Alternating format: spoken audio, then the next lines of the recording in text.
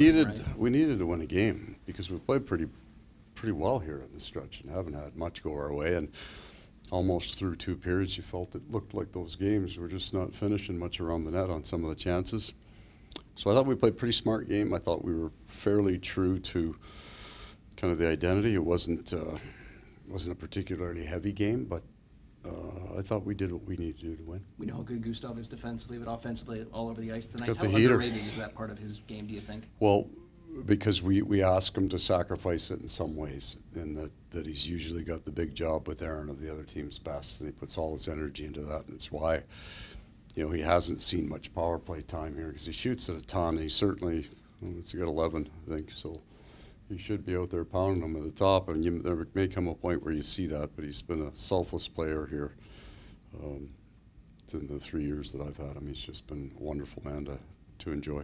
I mean, how important was your team's response to that game-tying goal as far as keeping its game right? Yeah, you kind of listen to your bench a little bit, right? How do they respond? And there was lots of chirping and talking. They liked the way their game was, they liked their game. So they said all the right things, and they kept talking. They didn't get quiet, and that was the tell that we were going to be all right. In another game where you guys, I know you just mentioned it, and you've been mentioning it, limiting the other team's opportunities. Yeah. 13 shots at one point in the third. I mean, right.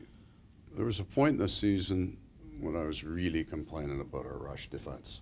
As we were on the road out west somewhere, and we were really struggling. We've been good in that part of our game. We haven't given much off the rush. They scored a goal against us. I don't even consider that a rush. It was a stretch play when we were in there, and I thought we were much better at handling that tonight. Paul, for a team that prioritizes defense and is built around defense, your shot numbers are always insane, not just on net, but attempts. Is that just born out of defense, or is that?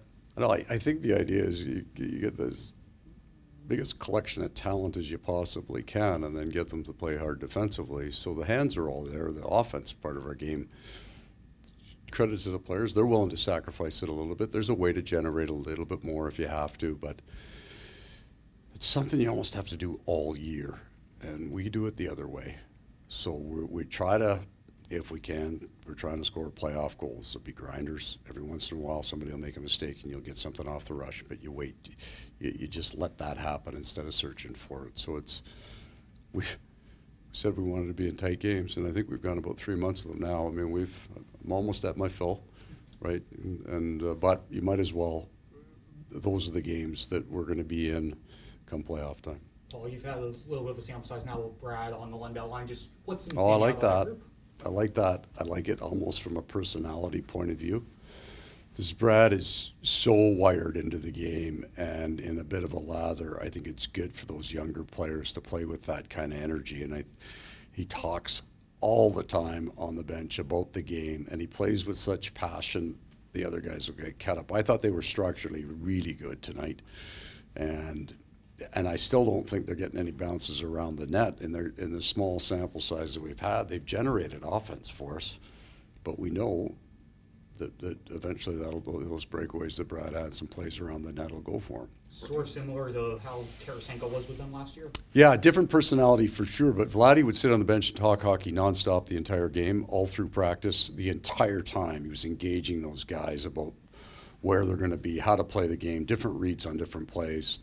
Brad is engaging those two young men in the same way, and it's just Lundell, Marchand penalty killing pair looks like there's something there. Brad is an elite penalty killer, and it's all his sense of the game.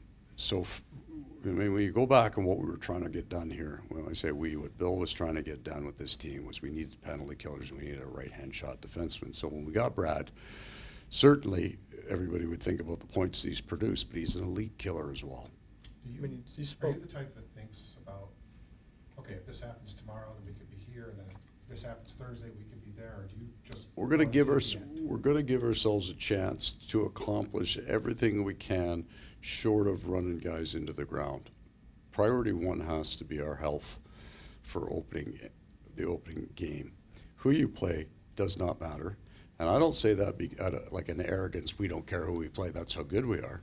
If you aren't healthy, you can win a game, but you're not winning, right? If you don't, and this is true of every team in the NHL, when they get down to the top 8 in the conference, you need a certain threshold of health, so that has to be priority one. Thank you, Coach. Okay, guys. Thank you.